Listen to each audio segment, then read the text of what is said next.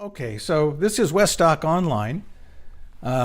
We are live. It's 9:30 a.m. on the West Coast. It's 12:30 in New York. It's now 4:30 in the United Kingdom. It used to be 5:30, but when we went to daylight savings time, we picked up an hour. And we have a wonderful show this morning, this afternoon, wherever you are, or if you're watching this after the fact on our website, www.westdoconline.com. It's about money. How do you get money for films? Show me the money. It's interesting. I had kind of an epiphany about the kind of filmmakers there are a year or two ago. And I'm the kind of filmmaker where you go to a network and you say, hey, I've got this project and it's about such and such, and it's going to cost you this much money, and it's going to take 6 months to make, and it's going to be an hour, or it's going to be 2 hours or 4 hours or whatever it is.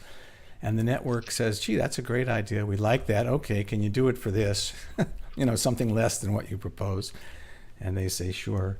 And they say, okay, good, go. And they we'll pay you a third, or a fourth, or something along those lines. 90% of the shows that I've done the money comes from one source, and it's usually one person you're pitching to, and then their boss has to approve it if it's some amount of money. But when you're doing shows for American Masters, American Experience, Independent Lens, POV, I think you have to be another kind of filmmaker, and that's the kind that can write grants. And so today is all about grant writing, and we have a wonderful panel, and which I'm going to introduce in just a moment. But before I do that, I just want to tell you about the sponsors that make this show possible, and that's Pond 5 and LumaForge. And Pond 5 is the largest supplier of stock footage. It's some of it is crowdsourced, which is great. It's curated crowdsourced, so it's not just anybody uploading, but it's professional filmmakers uploading. But they have a tremendous library that you can look at and access online. You can see anything, and you can download it and put it in your cut. They'll have watermarks, and then you just sign up afterwards, and you can pay their very reasonable prices after the fact. And not only do they have stock footage, but they have After Effects, and they have music and sound effects, and it's a tremendous source. As a matter of fact, if you look at our website, that opening collage montage is all from Pond 5, which I haven't said before, but it is. And LumaForge is the filmmakers who are making hard drives now especially for nonlinear editors. I happen to like Final Cut Pro, and I've seen their tests where they can run 10 or 15 layers of 4K footage in Final Cut off of a regular iMac. So if you need hard drive space, which if you're filmmaking you probably do, I would go to lumaforge.com and then call Patrick or call Sam over there and talk to them about the jellyfish. Okay, let's get to our guests here. Since Jonathan is about to sneeze. This is three out of four of our guests. One of them is stuck in the rain in San Francisco. Let's start here with Morrie Warshawski in the upper left-hand corner. You're in Napa Valley, I think, at your home office right now. And that's right, Napa, California. Morrie is a writer, and he, when you say he wrote the book on this subject, it's not just a saying. He literally wrote the book, Shaking the Money Tree and How to Get Grants and Donations for Film and Video, which is exactly what we want to talk about. And he has another new book called The Fundraising House Party, which sounds like a lot of fun. I can imagine. Let's invite people over to your house and bring your checkbooks with you. Jonathan Skurnik is in the upper right-hand corner. Jonathan is an old friend of mine and a longtime creative filmmaker. Also is currently the president of New Day Films, which is an educational distributor. And Jonathan, I think, correct me if I'm wrong, but I would say you probably specialize more in making films for PBS type shows. Is that right? Jonathan? Yeah, correct. Okay. Yep. And in the lower left-hand corner, we have Toni Bell, who's with the IDA, the International Documentary Association. And Toni is a specialist in fiscal sponsorship department and helping filmmakers. And it's funny, this morning, and I was telling Toni this, and we have Monika. Let's just switch over here to this right now, because I just see Monika just arrived here. Hold on, here we go. Boom. Monika, can you hear us? Yes. Oh, good, and we can hear you too. Sorry, I'm late. That's all right. You just got here in time. Monika Navarro is with ITVS, the International Television Service, and we're really just getting started, so you haven't missed anything. I was saying there are two kinds of filmmakers: the kind that go to Discovery and A&E and Lifetime and HBO and Showtime and say, I have a film, and they say, okay, and here's a check, and go for it. And then there's the other kind that have to write grants. And I'm not sure, which is easier or which is more difficult, but I'm of the former instead of the latter. And why don't we start with Toni, who is with the IDA in downtown Los Angeles, and maybe you can tell us a little bit about how the process works on getting grants and what exactly you do. Well, I work in our fiscal sponsorship department, and for those who don't know what fiscal sponsorship is, it essentially gives filmmakers the opportunity to be under our 501c3 umbrella, so their donors through the film can get the benefit of the tax write-off.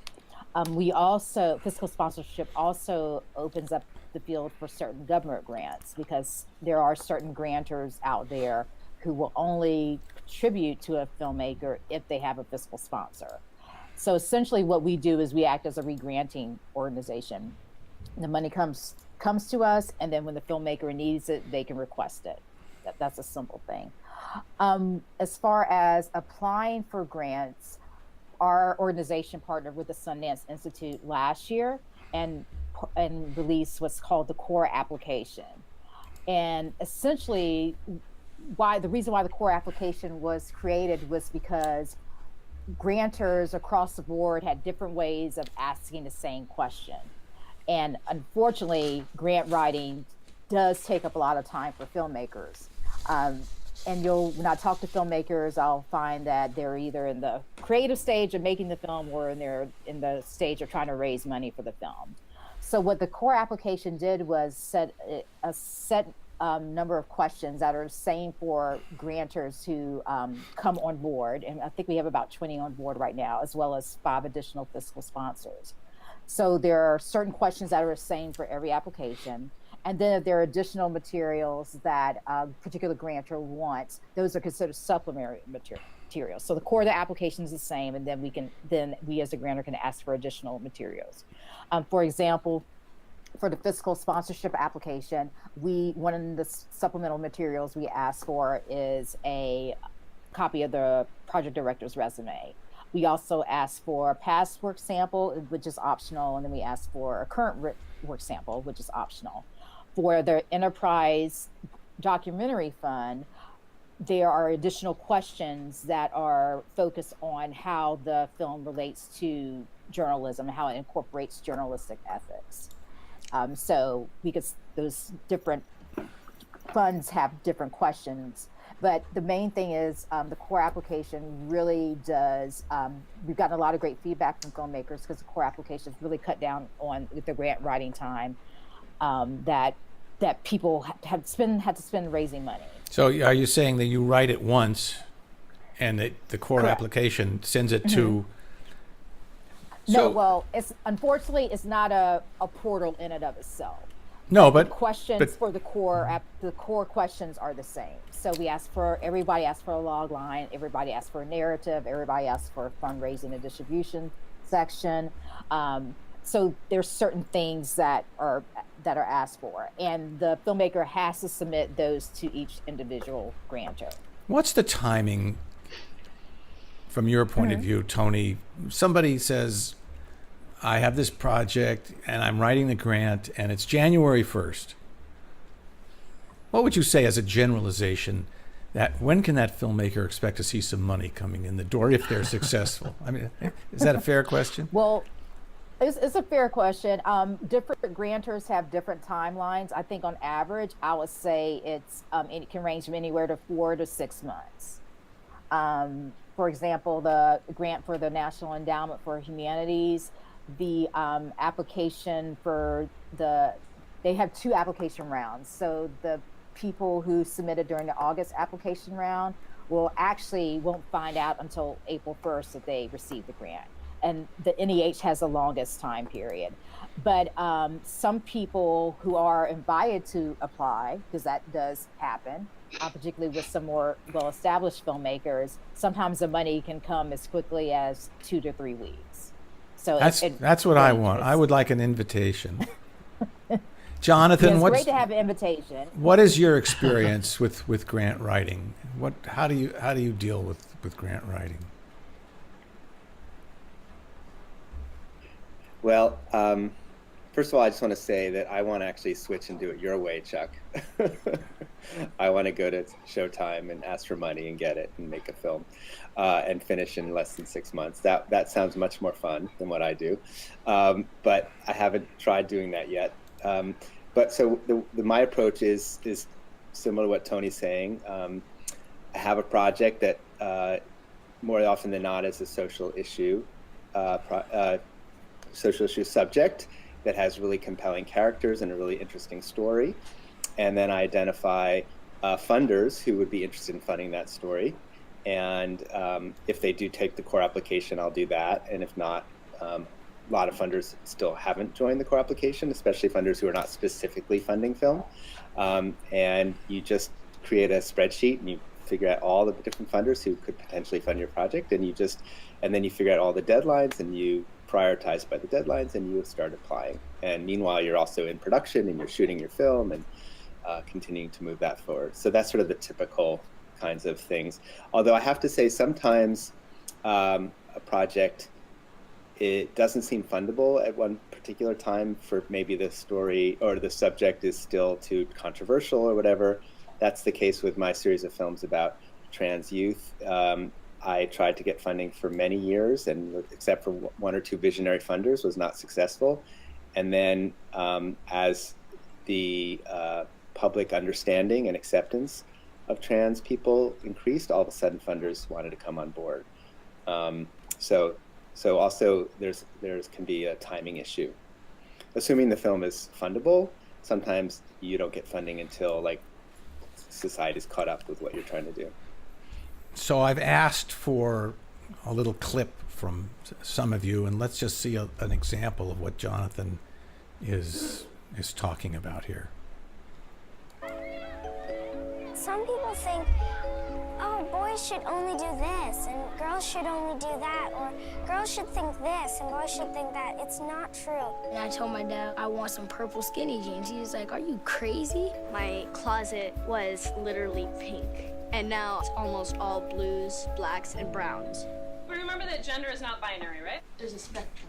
We'd been discussing a lot of the gender issues in class, and to be honest, I didn't know what to expect. Some of them seem to be really thinking about it. I think it had never occurred to him that you could look at the world this way, that you could take off these labels. Turns out that they couldn't stop talking. I like to wear sneakers, jeans, and I don't like dolls. I hate the color pink. It doesn't matter what gender you are, it matters what kind of person you are. It says here that she is too weak to stand up for herself. Are you too weak to stand up for yourself? No. No. If I give you a marker, I want you to look at that color of marker and think to yourself, is this a boy color? Yes. Or is this a girl color? Or could this be... So where was that? That was a 2-minute clip you gave me, and I only ran about a minute of it. But where did that appear? Is that a trailer for a longer film, or what was that for? Whoops! Wait a second, Jonathan. Sorry, got your. Why? Oh, that was my fault. Yeah, I was good. on mute. So that's a trailer for a clip for and a trailer for a film called "Creating Gender Inclusive Schools," and the film itself is 21 minutes long. And we filmed it at a school that decided they wanted to train everyone in the community, teachers, parents, and students, on how to be more thoughtful and inclusive for trans and gender expansive youth, and integrate all those ideas into the actual curriculum on an appropriate grade level for each grade. You know, from a filmmaker's point of view, it certainly looked very professional and well done and all that, but I'm just afterwards thinking about, what about releases? Did you have to get releases from all the parents for every kid that's on camera? Yeah, we worked with the school to get releases from every single member of the community. We have a stack about this high of releases. Where was that? Was that in the LA area? That was in Oakland, California. It certainly is different than when I went to school. Yes. Let's go to Morrie for a moment and talk a little bit about, how did you get into working in the nonprofits, and how do you help nonprofit filmmakers, and is there a secret here, secret sauce in getting some of this money, or what's the story here, Morrie? You've asked me too many questions. How I got in is a crazy story. There's no secret sauce. I think I want to riff a little bit off of what Jonathan said about the fact that some films are not fundable. I know, Chuck, earlier you said there are two kind of filmmakers. There's your kind, and then there's a filmmaker who goes out for grants. But in my experience, the other kind of filmmaker is really lucky if they can get grants, because a lot of films are not grantable. So a lot of the filmmakers that I work with are hoping they can get grants, but they're not relying on getting grants totally. They're also exploring the full spectrum of fundraising opportunities, which is heavily now going to individuals for support, and maybe getting some corporate donations and doing house parties, that whole range of activity. It's really hard to get a grant. That scene is highly competitive. So I'm sure there's a lot of things we could say about how to do that particular hustle, but in my experience, most filmmakers who have to find money are spending anywhere from 3 to 6 years making their films, and 80% of that time is looking for money. Well, you're sort of hurting sales of your book. You know, people are going to go rush to Amazon to get your book, and now not so sure, maybe, huh? Well, my book is actually highly positive about how to find that money, and only a portion of the book is about grants, because I think you need a really holistic and wide-ranging purview of how to find the dollars. And in fact, the first 2 chapters of my book are not about looking for money at all. They're a lot about looking within and finding out who you are and raise your level of self-awareness so that you're ready to ask for money in lots of different environments. And a lot of the book also is how to prepare your knowledge of your project so that you can be lucid and passionate about it in many environments and lure people into giving you and your project support. So what am I missing here? What I'm a little taken aback. I was kind of expecting you to say, well, rush out, get my book, and in chapter 3 it'll tell you how to get 100,000, and chapter 4 I don't know. The first thing I do in my book is try and talk you out of doing it at all. In fact, when my daughter decided she was going to do her first documentary, I said, don't do it. I begged her not to do it. And then she spent 6 years working on it, and most of that was looking for money. And I was helping her, and I'm supposed to be an expert in the field. I'm glad you reminded me. Let's take a quick look at your daughter's documentary for a moment, called Big Sonia, which actually I had seen as part of the Academy, but let's take a look. You live with it all your life, and you can never forget. I would catch myself laughing. I felt guilty.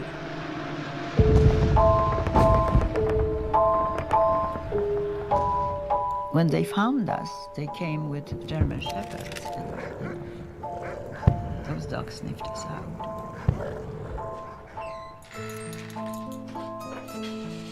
So I keep myself always busy, and helps me not to think so much about it, what I went through.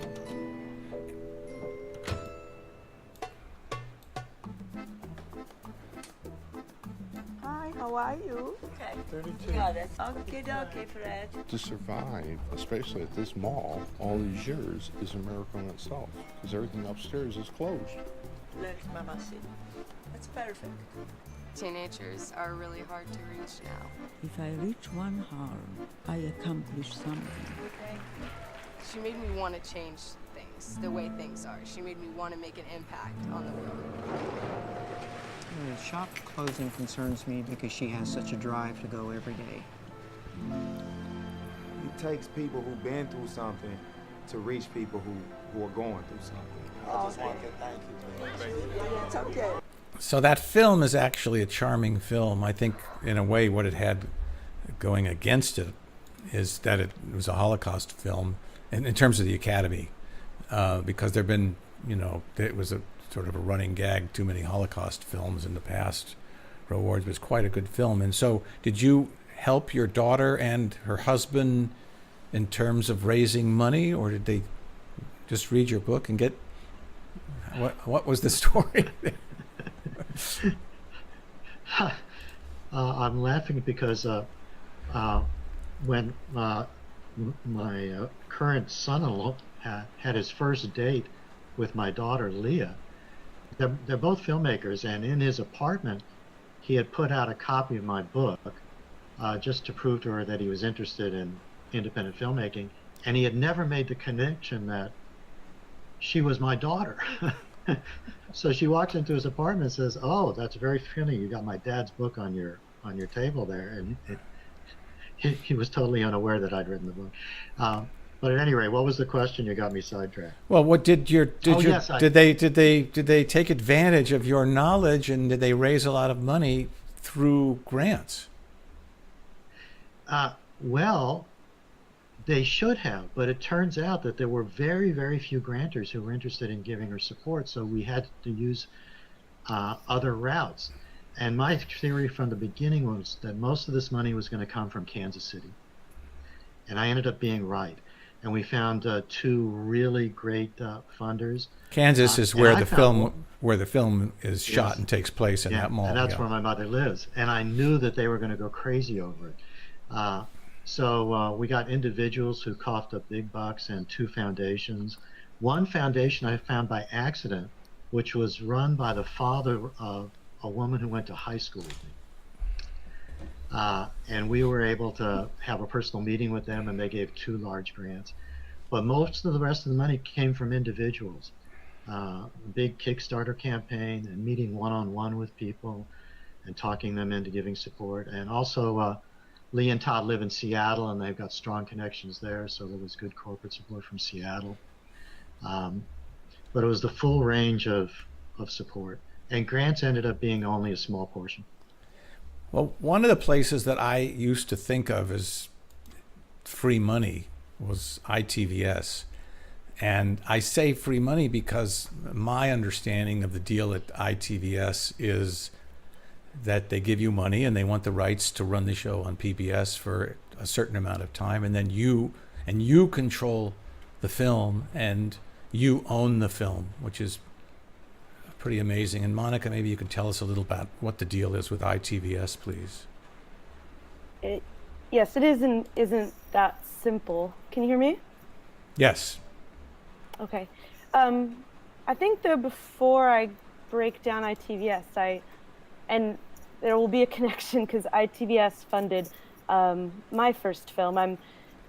I think I'm thinking of people who are maybe watching this webinar and thinking, okay, if I'm not commissioned to do work, if I'm not Morrie Warshawski's daughter, how am I going to get funding for my film? I think we think a lot about who has access to tell stories, and I think there is a lot of opportunities. And what I remember reading your book 10 years ago when I was fundraising Morrie was just thinking creatively about who your network is and who your resources are. But I think we have to be honest, not everyone has networks that include people who will, give big donations, but you certainly have resources you don't realize. I mean, when I was a first-time filmmaker, I got my first grant from my city's Humanities Council.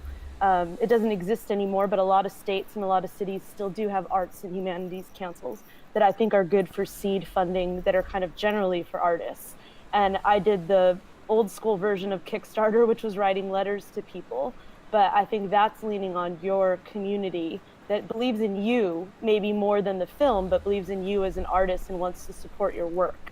So I do think it's important to, which I always appreciated about Morrie's philosophy, was sort of thinking who your resources are.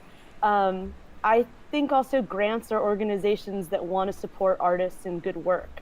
So I think it also requires doing your research. I guess I feel like it's a little negative saying that it's so competitive. It is competitive, but I think filmmakers need to do their homework and think about, how does my film fit the mission of this grant? Or how will my work help contribute to a dialogue that fits within the mission of this organization?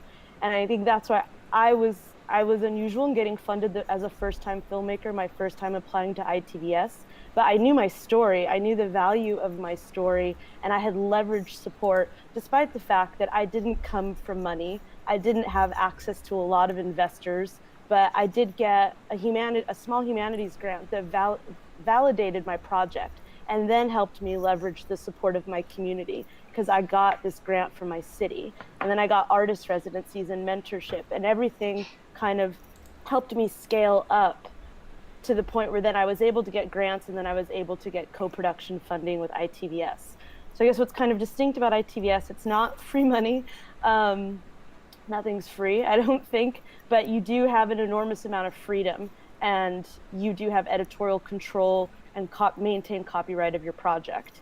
It's a co-production, unless you get development funding with us, and that's a little bit different because we're entering into a development deal with you, which is inherently risky. So there's no option for production unless you apply to us later, whether through our open funding or through commissioned funding, go into production. But we are your co-producer in every sense of the word. We're probably investing the most significant portion of the budget, and we want to be active collaborators in the realization of the film, whatever stage we come at, even if it's coming at rough cut, it's not a cut down fee. We're working with you closely to collaborate on what is going to be the version that goes to broadcast. So there's development funding that's open. There's some commissioning funding, but the majority of our development funding is through the Diversity Development Fund, which I co-manage for filmmakers of color. We also have development funding to do a short or a pilot through our digital open call for short form content that is meant to be standalone or episodic. And we're trying to engage younger creators and viewers there through our new YouTube channel.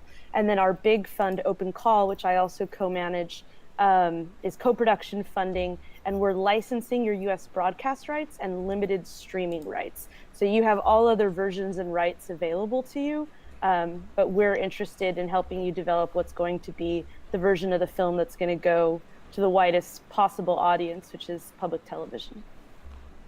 Can you, let me just interrupt. I'm getting some messages, I think, through my website. And yes, you can communicate. I can try. We've been unsuccessful to getting these messages in the past, but I'm seeing a couple messages come through now from people. And I think it's through that little tag on the website, westdoconline.com. So if you have a question, please put it through. So I have a question. And as it's pouring here now in LA, really pouring, my question is, it's a two-part question.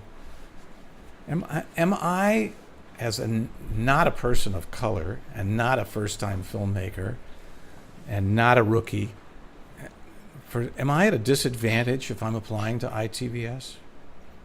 No, absolutely not. I think our Diversity Development Fund was launched 14 years ago to address a real issue both in our pipeline and across the industry. I mean, we are working to create access and resources and opportunities for people who've been systematically left out. And doing that starts with the seed funding to then nurture these filmmakers and stories to go into our pipeline for production and then bring it to PBS and our other public media partners. But we want filmmakers at all stages of career. We have relationships with filmmakers over many years. We just funded, actually this past year, we funded 2 filmmakers who were funded our very first year of funding. So they're quite veteran. They got the first, co-production monies from us 25 years ago. So we look at ourselves as cultivating and elevating the independent film community at all stages. And I think we're inclusive, but we also have to address, we're not just that we have to address, we do have to address, and we're leaders in what it means to support independent voices. And part of our mandate by Congress is to include underrepresented communities. So we're really proud that in our demographics in terms of gender, in terms of race, in terms of orientation are quite strong, but we're always trying to do better and push and lead the rest of the industry. But I don't think if you're a veteran filmmaker, if you're a white male, you're not going to be welcomed at ITVS. I think you can look at our catalog and that speaks for itself. I think we're pretty inclusive and we're cultivating relationships across the board. Which reminds me, I actually have a clip from ITVS, which, if I can find it here.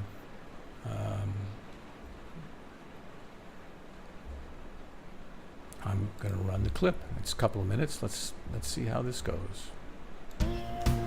I met a boy who has never used electricity. I met a migrant who dreams of going to college. I met a nobody who became a rock god. I met a woman interrupting gang violence. I met the world's greatest sushi chef. I met a reporter who plagiarized his stories. I met an artist who refused to be pushed around. I met a bank robber looking for forgiveness. I met a boy on the spectrum looking for love. I met a president fighting for his country's survival. I met a woman who has been trafficked. I met a trafficker. I met a bishop, and then I met his husband. I met a new kind of brother. I met a boy who was bullied every day. I met a soldier who was raped by her superior. I met a man who survived a plague. I met an Olympian who fought for her dream. I met a fighter who refused to go to war. I met a filmmaker who learned to live again. I met the new face of ballet. I met a boy. I met a person. I met a person. I met a person. I met a person. I met a voice. I met a voice. Introducing you to real people who take a stand to change the world. Get to know IT. Well, that certainly had some highlights of a bunch of films that I have seen before on PBS or Academy, submissions. I have a question here from John Giannini that came in online. I think it's a really good question, and maybe none of you know the answer, or maybe you do. And the question is, how will... I'm glad that's not my phone. Because my phone's already wrong. And this question is for any of you. If you know the answer, you think you know the answer, how will the new tax law affect either grants or if somebody wants to contribute money to you, wants to give you money as a, I don't know, as a profit, for-profit, non-profit? Any of you have any idea? So I've heard somewhere that the new tax law is actually much more favorable now. And again, I'm not an accountant and I don't know for sure, but somebody told me that now it's, if you give somebody, say you're a wealthy person, you say, Jonathan, here's $100,000. I want you to go out and make a film about such and such, that wealthy person can write off the full $100,000 right away. Anybody know? I can speak I would to recommend that. you talk to an accountant or Toni. Yes. But because we've gotten that question a lot from not only filmmakers, but also individuals who are donating. And essentially, the charitable deduction is still available. However, how much you can write off in taxes really depends on what tax bracket you're in and whether you're itemized or not. So, as Monika said, it's best to go to your accountant. But the deduction is still there. It just depends on where you are on the scale. What kind of money can a filmmaker expect from ITVS, or what are they? What is the range of money from? Yeah, for development, both for the Digital Open Call and Diversity Development Fund it's up to $25,000 to develop your broadcast documentary or long form, or to develop a digital short or a pilot for an episodic series. For the open call, it's up to $350,000 of co-production. We would like it pushing funding, but we've also, there's sometimes a gap, and so it's leveraged against, but you've got to close that gap, and we'll work with you to have a realistic budget that's going to help you deliver. Through our commissioned, our commissioned is less. It's generally around $200,000. So what happens if to go through open call? What happens if somebody has I'm making these numbers up, but if they have a $400,000 budget for a project, and so you say, okay, we'll give you $200,000, is that contingent on them getting the other $200,000, or what? How does that work for ITVS? Well, I'm going to say you're going to be asking for up to $350,000, because the $200,000 is just for commissioned. So that's you have to already have a distributor in place. So that's generally maybe like we're doing a co-production with Frontline or American Masters. So you've got some money in from them, and then we're all sort of pooling our resources and developing the film. So let's say you're applying to open call and you have a $400,000 budget. Is that that was your average, $400,000? Well, I'm just making the number. We'd like to see that let's say 400. We'd like to see that you've raised some money, and that you have a fundraising plan, and that you have some pending funds that you've maybe identified and applied to other grants, or have a strategy for raising the money. So I would say that it would raise a flag to me, and I'm reviewing open call applications right now. If you have no money in, you have no fundraising strategy, and you're asking us for $350,000, I would be a little bit concerned that you don't have a realistic plan of how to finance the film. There are exceptions, but it's based on, that person's track record and ability to produce. Like we funded Bernardo Ruiz's recent film, and it was pretty early in production, but it was time sensitive and critical that he got out in the field. We've funded a number of his films before. He did have some producer cash in, and I think had gotten a small amount of money, but it was really, urgent that we support him to get this story. And again, he's delivered several films to us, so we felt confident that he was a good risk. But your producer cash is your investment. So I'd also tell people to keep good track of any money you're spending on the film, because all of that is your investment that you get to recoup later. I have another question. This is from Aaron. It came in online, and I think he mistyped here. He says, does ITV, I hope he meant, does ITVS pick up narrative shorts that are finished? No. We were last year for Digital Open Call open to narrative shorts, but they changed that this year. Just leave more documentary or animation. So Future States was the last initiative we had that was narrative shorts. I would encourage him to look at our website and see what we've funded and learn a little bit more about the films, but the only narrative films beyond, of course, Masterpiece. If he's making a British narrative film, I'm sure he'll have a great chance pitching it to PBS. But film school shorts through KQED in San Francisco shows recent narrative shorts by film school grads. And there's some other local stations and initiatives that do narrative.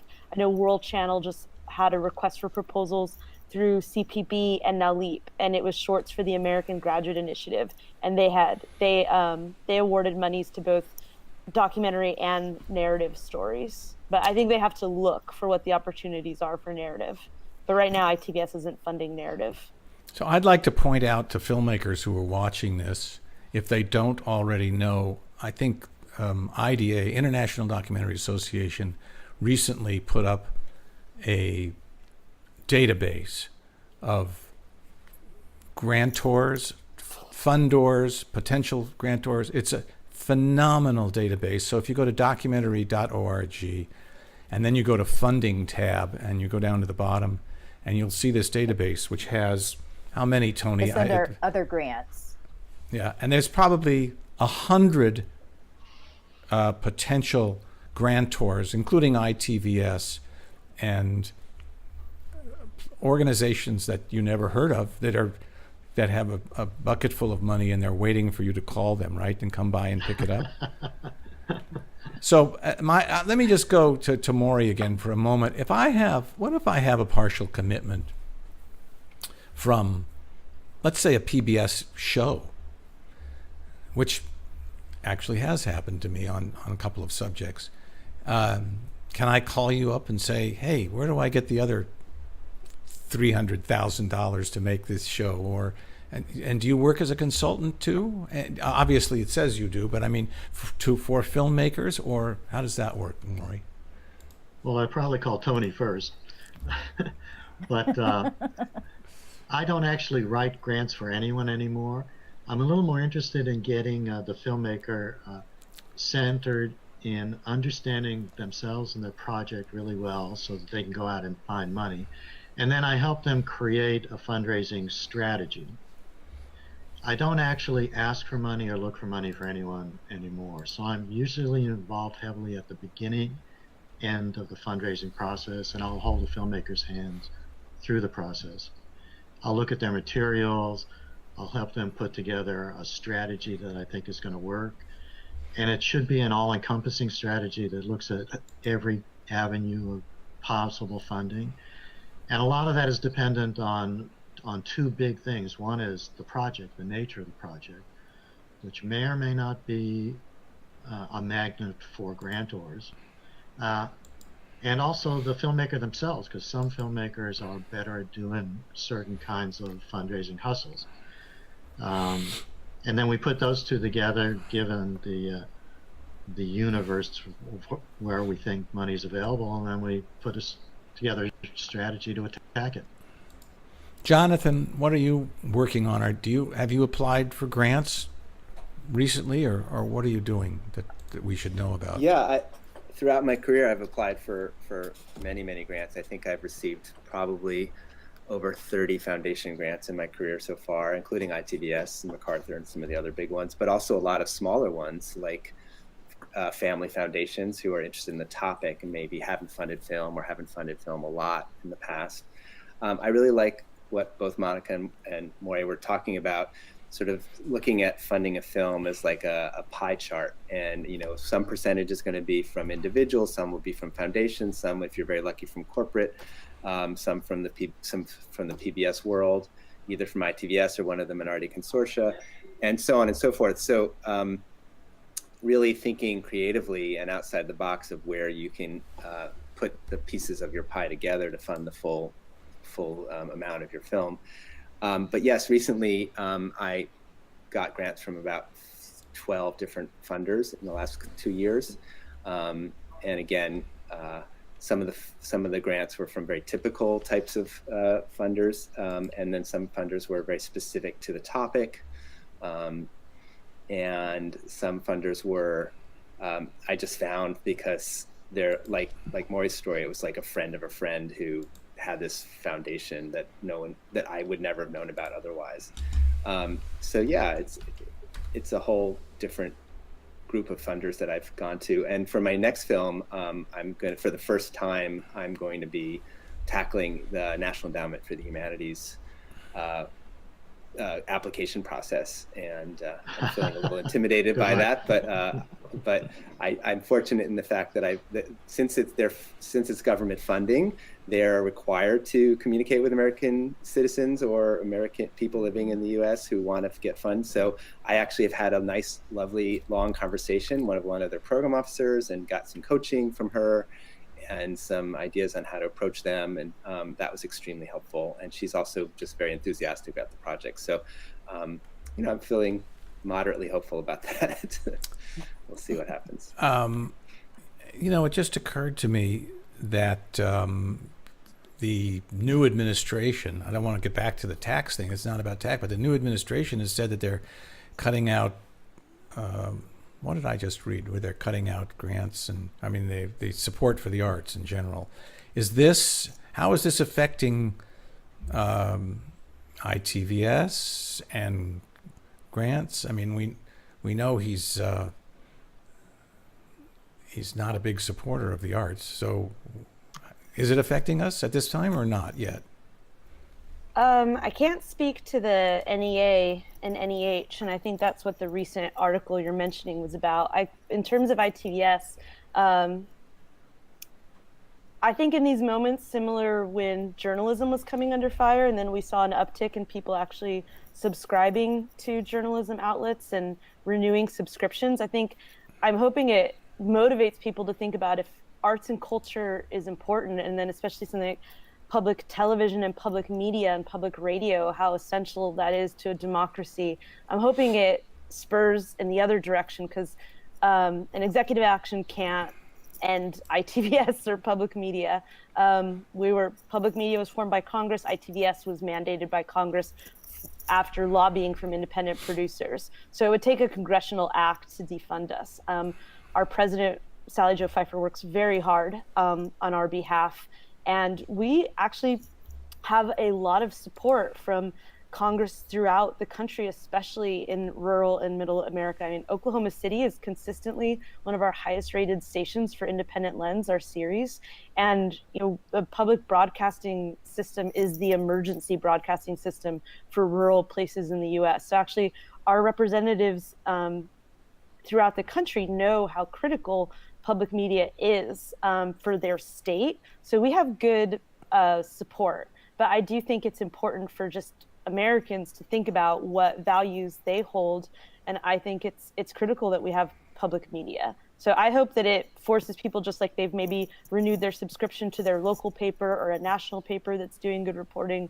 I mean, I think you should support public radio, public media if it's something that you feel is value to having, like a free independent press, and support the arts. But we are forward funded, so we're not going anywhere.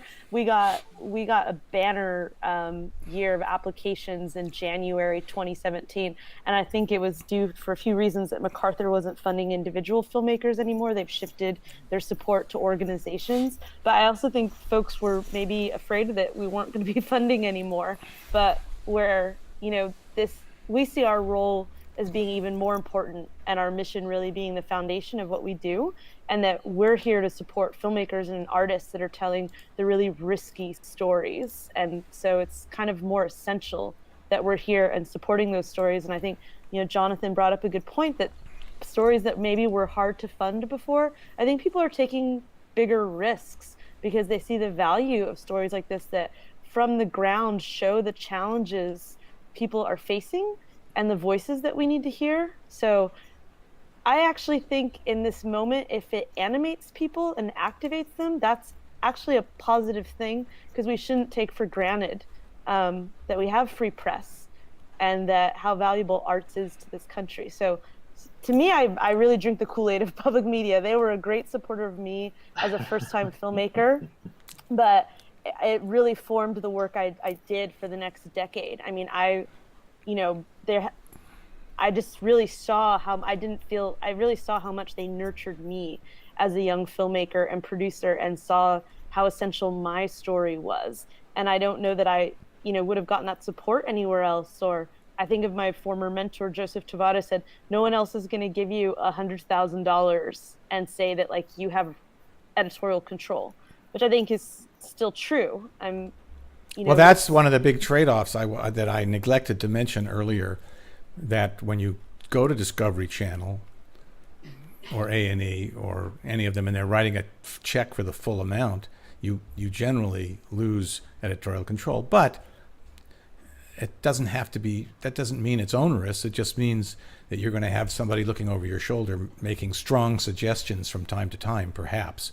And I've done shows where I thought the executives from the networks were very, very helpful, because they have in many cases, a very objective eye that they can look at things that you don't see, because how difficult it was to get that shot, or how hard it was to get that person to come on camera. And to them, they're being more objective. And then I've worked with executives too that are onerous. Let me just switch subjects for a second. And I don't know, it's a little off subject, but it just occurred to me that maybe some of why is it that there are so few local PBS stations that are producing programs. I mean, you have NET in Newark, you have GBH in Boston, and now I'm running out of stations. Even I think one of the big regrets in LA, the KCET, when it was a PBS station, did one or two big programs in 20 years. And now the other KOCE is the local station here, and they run all the PBS programs, but I don't see them producing any, and I can't for the life of me quite figure out, especially in LA, where there are so many filmmakers. Let's just say, for the sake of argument, half the filmmakers are in LA area, or San Francisco in LA. Why aren't the two local stations here participating? Again, we're off subject, but does anybody have a quick, easy answer for that? Well, I don't think that's true, although I do think filmmakers could be, I think local stations could be supporting more independent filmmakers. Some of them don't have a lot of resources, so they kind of vary. I mean, the two that you name are two of the biggest stations in the country, so they have quite, they're foundations that have a lot of support. But there's a station in Tennessee that's been doing this great program because they're one of the communities that took in a lot of refugees. So they did a series, something about neighbors, but it's examining how Tennessee is basically being transformed to be one of these refugee sites and these new Americans that are coming. KQED in San Francisco has Truly California, which is for independent films about California, as well as the film school shorts. KCET did their public media, but they're not supported by PBS, but I think they've been doing great fine art, and PBS SoCal is, I think, is doing some interesting work. But there are local stations producing. The Detroit station has done some great work and reporting on water issues there. But I do think that there could be more, and I do think filmmakers could connect more with their local stations. I had a residency at WGBH, which doesn't exist anymore, but that gave me access to mentorship from producers and an office space, and that's what led to my getting funded by ITVS, was through that residency. So, there are local stations. We do have a number of films that come through that have support from local stations if it's a story happening in their backyard. We just funded a film about the Blackfeet flood in the 60s in Montana, and Montana PBS is partnering with them. So some stations can sometimes maybe just be the presenting station, where they're the ones that are kind of bringing it to market, as it were, to the rest of the system. But that actually goes a long way because they're taking the lead and ownership, and other stations are more, interested. We do that marketing for you if it's our series, Independent Lens, or POV would do that marketing for you, or Voces through Latino Public Broadcasting. But then also sometimes they can give you maybe some in-kind post-production resources, or take care of your closed captioning, or even just, again, marketing locally. Mississippi Public Broadcasting has partnered with independent stations. So it's more, if you're filming somewhere in that state or in that area, then I think that's good incentive for you to try to develop a relationship with that station and see what opportunities there are. But GBH and NET are behemoths, and well, that's why isn't KOCE a behemoth? It's got the second largest market in the country, and why isn't it producing I think they do a lot of national programming? I can't speak to all the stations, but I did work at GBH before ITVS, and I would like to see more work with local producers, because again, the issues with our industry, once you're on the ground, you see it, just like with print and radio. There's a lot of work to do to be more inclusive in the stories. So I think for it to be sustainable, we need to bring in more independent producers, and we have we've had a number of co-productions with American Masters. I've been really excited to see how they're kind of using that legacy series and diversifying, like, what types of stories and what subjects are American Masters and who tells those stories. We've had good partnerships with Frontline, but I'd love to see that with other national series, bringing in more independent producers, because I think that we're still there's legacy issues even within public media, but well, they're in Frontline, which is one of my favorite series of all time, and they do really great work. But I think Yeah. You know, I keep seeing the same names for producers there over and over and over again. But, you know, look, it's hard to complain when they're doing great shows. Let me switch subjects just for a second about fiscal sponsorship, which is a term maybe some who are watching the show don't know what it is. And Toni, do you want to explain briefly what fiscal sponsorship is and what the IDA does? But make it brief, because I have a couple more questions, and there's some questions coming in online too, please. So essentially, what fiscal sponsorship offers a filmmaker is it enables them to be underneath our charitable 501c3 umbrella.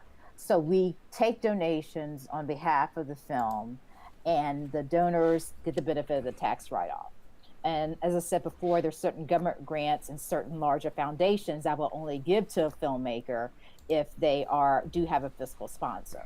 So essentially, we act as good stewards of the funds. We don't maintain any creative control or any editorial control. We just control the money, and the filmmaker can request funds whenever they need it. And we usually do disbursements once a week. So it's a pretty simple process. Well, when you say you don't have any editorial control, you just control the money. We hold the money. I probably should have said it like that.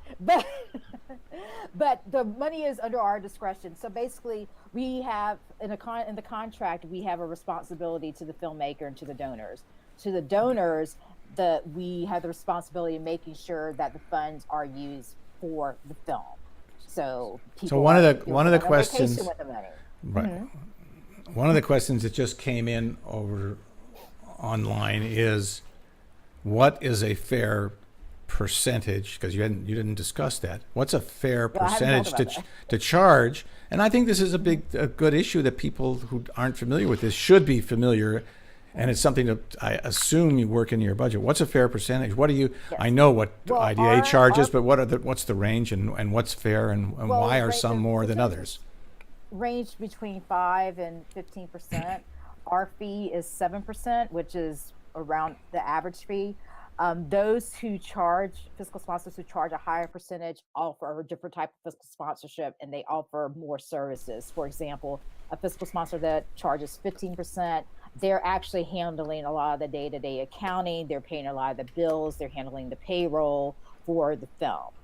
Essentially, what we do for our 7% is, again, the money is, we're essentially act as a re-granting organization, and the filmmaker requests the funds from us, and they spend the funds at the discretion on the film. And we require reporting once a year, whereas somebody who goes with the fiscal sponsor that charges a higher percentage, where they're offering more services on the day-to-day activities, sometimes the reporting can be as often as every 2 weeks or once a month. Jonathan, what has your experience been on fiscal sponsors? You're muted. So I've had many different fiscal sponsors. I've been happy with all of them. I've never worked with IDA, but I've worked with the Center for Independent Documentary, the Hartley Film Foundation, Human Arts Association, a couple others, and they've all been in that range that was just shared. And yeah, the ones that charge lower basically just pass your money through and don't do hardly anything else, and folks that charge a higher percentage. No, I'm just saying. Okay. Well, I've had two fiscal sponsors that charge 5%, and that's basically all they did was pass the money on to me. But other fiscal sponsors do other things and are more helpful. And right now, Center for Independent Documentaries also on the lower end, but they also provide a bunch of other services, and they help publicize your work, and so I'm very happy with them. But I've heard great things about IDA as well. Well, IDA, if you're watching this and you're not familiar with IDA, you certainly should be. Go to documentary.org. It's a never-ending resource for information for documentary filmmakers. There is another question that came. Just to say just a little bit more about what we do for our 7%. One of the things that we do is we assist filmmakers with the process of applying for grants. And that can how much work is involved in that depends on the grantor. Sometimes we are required to apply for the grant on behalf of the filmmaker. For example, the NEH is formulated like that. Sometimes they need certain paperwork from us as the fiscal sponsor. So our tax information, our tax returns, information on our board of directors. One thing we do handle for people who do smaller donations is we do handle all the receipting. So the filmmaker doesn't have to worry about that. So donations made through us, we send the filmmaker a notification that this particular amount of money is here, and then we send a donation receipt to the donor.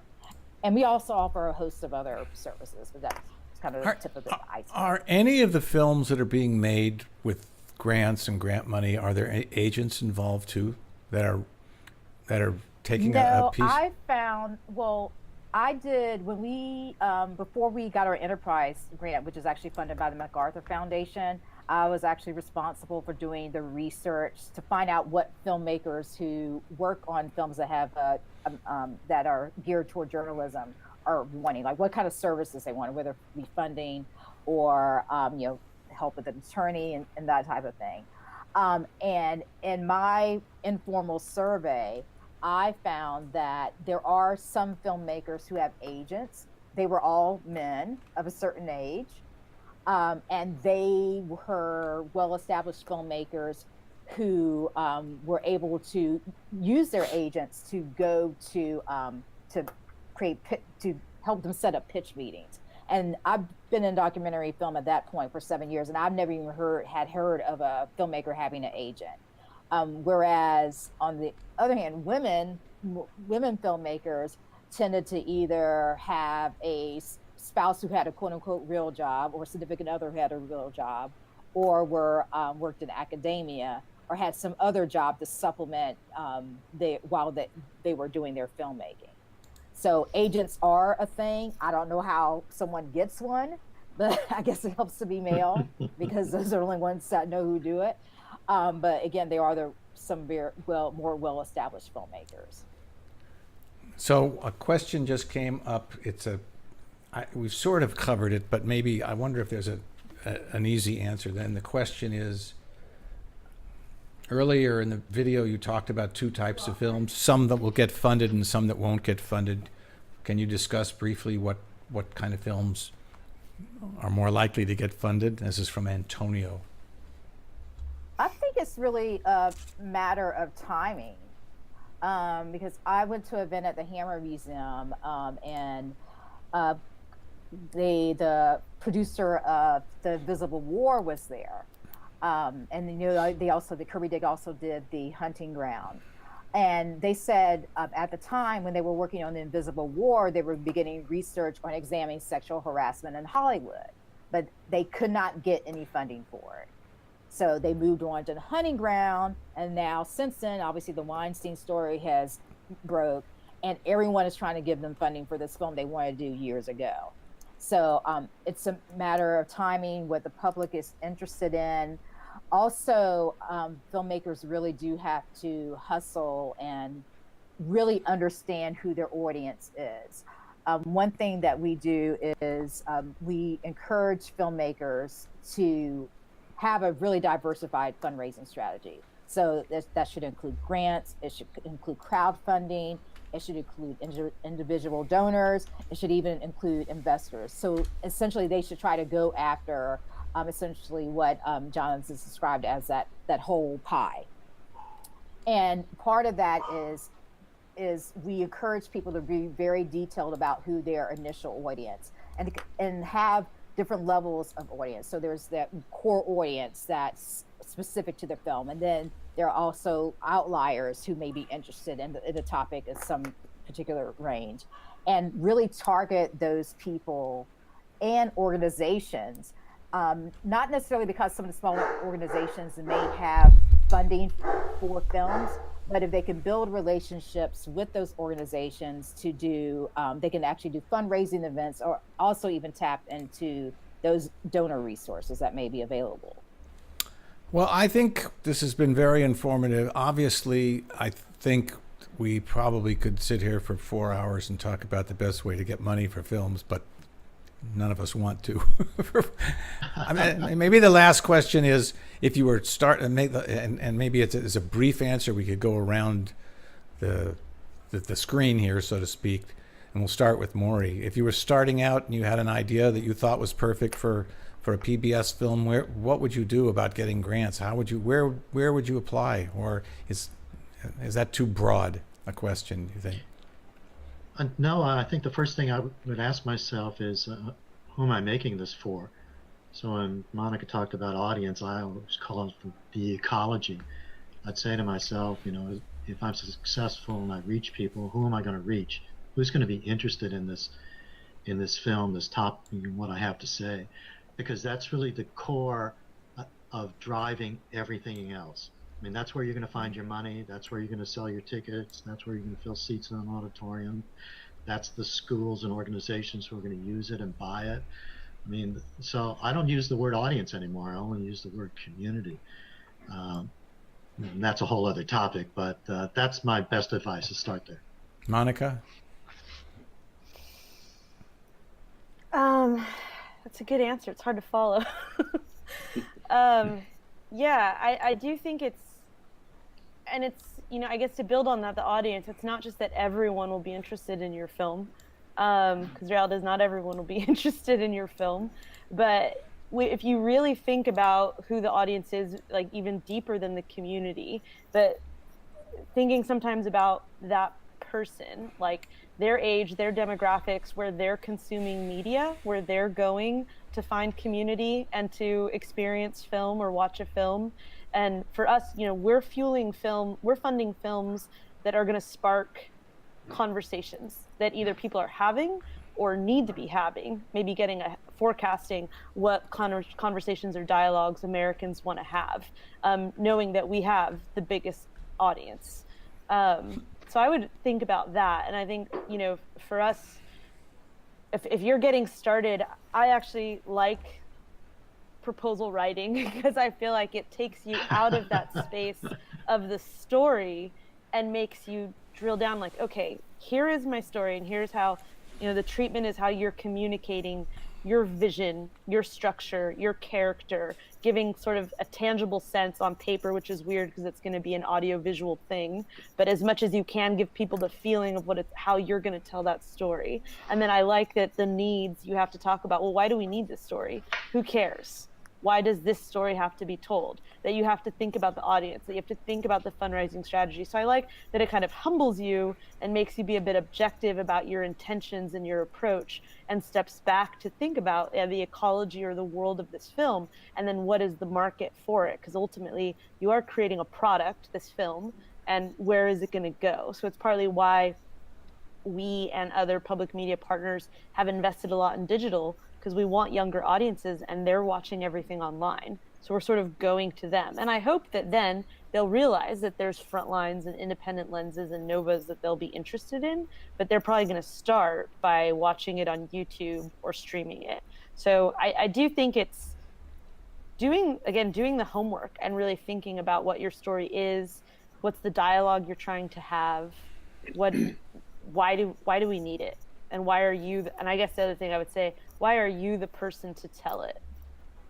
Jonathan, where would you start? Wow.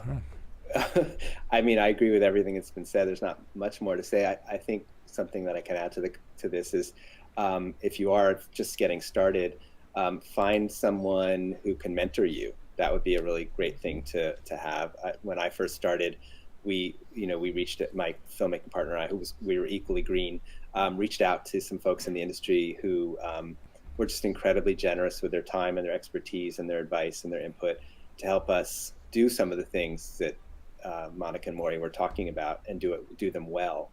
And I also just want to say my first film was funded by ITVS, and they really took a risk on us and believed in us. And, that was, and I think ITVS is a place where you can go, even though it's like, what is it, Monika, like 700 submissions for 10 funds or funding films. But even though it's incredibly competitive, it's not that high, but it's incredibly competitive. But yet, if you do your homework and have a good story to tell, ITVS may be one of the folks that will back you when no one else will. And I'm eternally grateful to ITVS for really launching my career.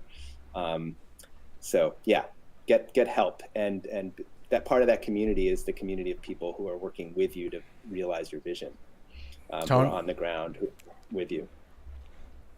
Toni Bell, anything? Well, the first question I would ask is, as a filmmaker, do they think their project is a fit for PBS? And obviously, PBS is obviously well known, and they're the core place where documentaries are shown. But there are tons of other venues. I mean, HBO has a huge slate of documentary films. There are also opportunities for streaming now, Netflix as well, Amazon. So I would say the person should know their film and really know where it will fit.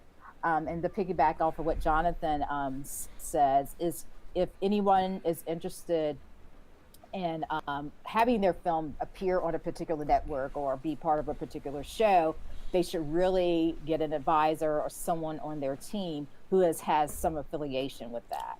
That way they can tap into that knowledge, but also it gives their film more credibility. Because there is a lot of, I would say, nepotism in the field. Yeah, a lot of people you see the same people getting the grants for the same producers. So if you could tap into that people should definitely take advantage of that. I think you brought up actually a point, one of the biggest points of all, and that is to know what is on each network. I mean, I'm amazed when people come to me and say, hey, I have an idea to do such and such a program. And I say, what network is going to want this? What is this for? Because Discovery, A&E used to stand for arts and entertainment, and, Dog the Bounty Hunter is not arts and entertainment. And so, and I think the same thing applies to PBS if you want to do a PBS thing. So let me just think. And the same thing applies to festivals as well, because I have a lot of new filmmakers in their application. They say we want to go to Sundance. Of course, everybody wants to go to Sundance, but the film is not necessarily a fit for Sundance. So you have to do research in that arena as well. I want to wrap this up by saying thank you for taking the time, all of you, to be at your computers and participate in Westdoc Online. It's been a pleasure. And I want to thank our sponsors too, Pond 5 and LumaForge. If you have a need, you should go to pond5.com or lumaforge.com, and both of them are great. The next show is going to be 2 weeks from today. It's on Wednesday. And thank you very much to our participants today. This has been Westdoc Online. Goodbye.